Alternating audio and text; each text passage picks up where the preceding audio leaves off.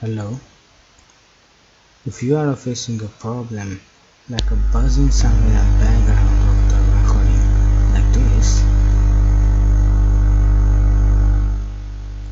you may think that it's your mix problem, but most of the time it's not your mix problem. And most of the time this problem is faced on the laptop.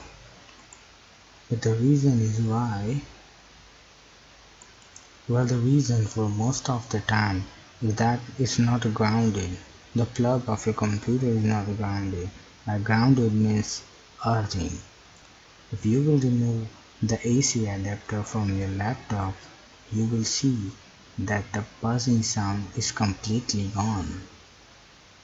So if you plan to record something on your laptop, so please take my advice to charge your laptop battery before recording and then use it for the recording.